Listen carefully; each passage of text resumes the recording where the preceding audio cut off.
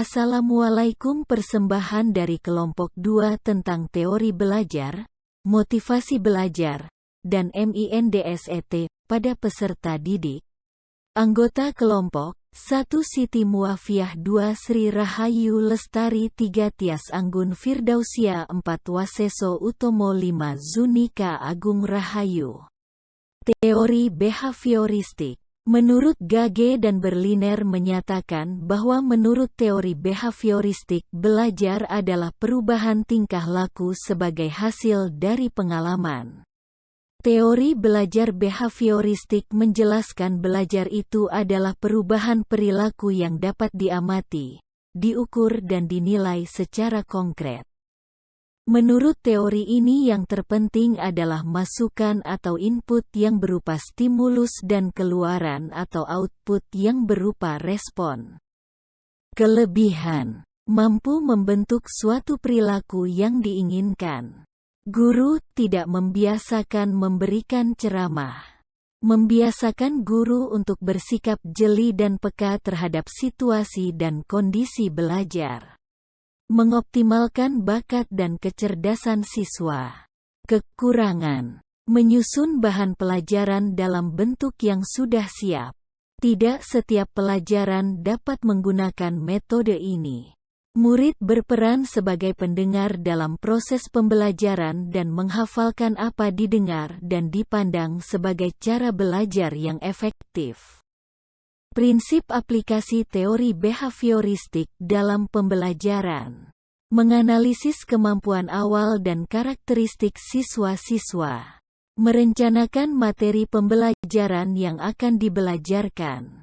Teori kognitif sosial. Pengertian.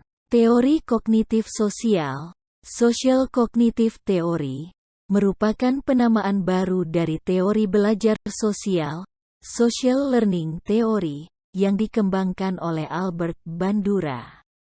Teori kognitif sosial, teori yang menonjolkan gagasan bahwa sebagian besar pembelajaran manusia terjadi dalam sebuah lingkungan sosial. Teori kognitif sosial ini menjelaskan bagaimana kepribadian seseorang berkembang melalui proses pengamatan. Istilah yang terkenal dalam teori kognitif sosial adalah modeling, peniruan. Komponen dalam modeling. Bandura mengemukakan 4 komponen dalam proses belajar meniru, modeling, melalui pengamatan, yaitu atensi, memperhatikan, retensi, mengingat, memproduksi gerak motorik, ulangan penguatan, dan motivasi. Adapun implikasi teori kognitif sosial dalam pembelajaran menurut Brunner sebagai berikut. Tahap enaktif. Pada tahap ini pengetahuan dipelajari secara aktif dengan menggunakan benda-benda konkret atau dengan menggunakan situasi nyata. Tahap ikonik. Pada tahap ini pengetahuan dipresentasikan dalam bentuk bayangan visual atau gambar yang menggambarkan kegiatan konkret yang terdapat pada tahap enaktif. Tahap simbolik. Pada tahap ini pengetahuan dipresentasikan dalam bentuk simbol-simbol. Teori konstruktivisme. Menurut Paradesa, menyatakan bahwa konstruktivisme adalah suatu pendekatan yang berkeyakinan bahwa orang secara aktif membangun atau membuat pengetahuan sendiri dan realitas ditentukan oleh pengalaman orang itu sendiri. Teori belajar konstruktivisme adalah sebuah teori yang memberikan kebebasan terhadap manusia yang ingin belajar atau mencari kebutuhannya. Teori ini memberikan keaktifan terhadap manusia untuk belajar menemukan sendiri kompetensi, pengetahuan, atau teknologi dan hal lain yang diperlukan guna mengembangkan dirinya sendiri.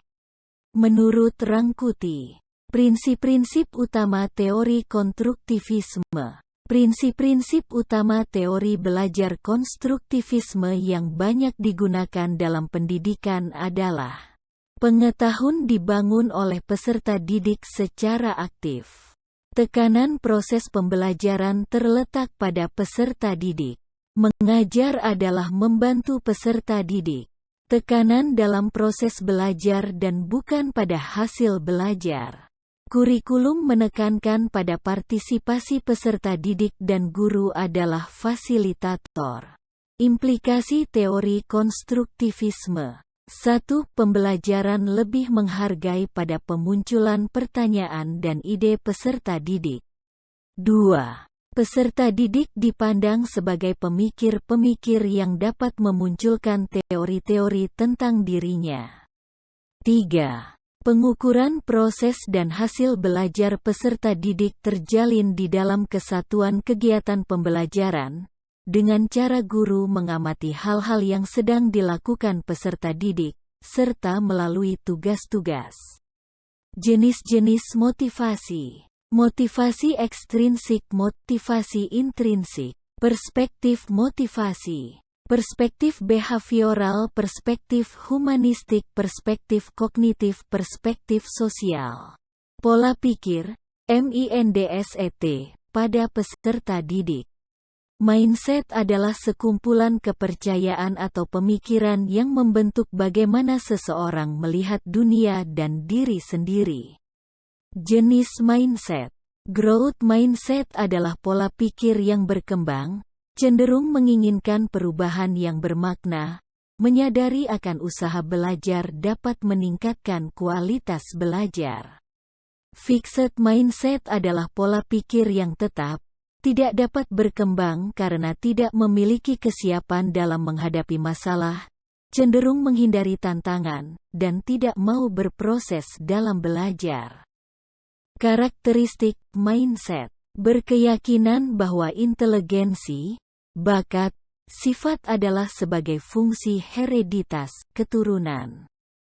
Memiliki kecenderungan untuk menghindari suatu tantangan.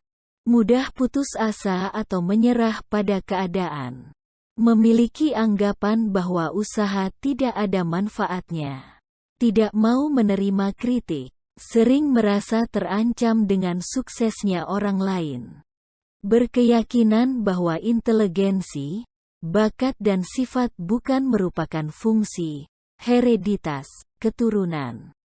Dapat menerima tantangan dan serius menjalankannya. Selalu memandang ke depan dari kegagalan yang dihadapi. Selalu berpandangan positif terhadap usaha yang dilakukan. Belajar dari kritik yang diberikan orang lain. Dapat menemukan pelajaran dan memperoleh inspirasi dari kesuksesan orang lain. Cara mengembangkan pola pikir growth mindset.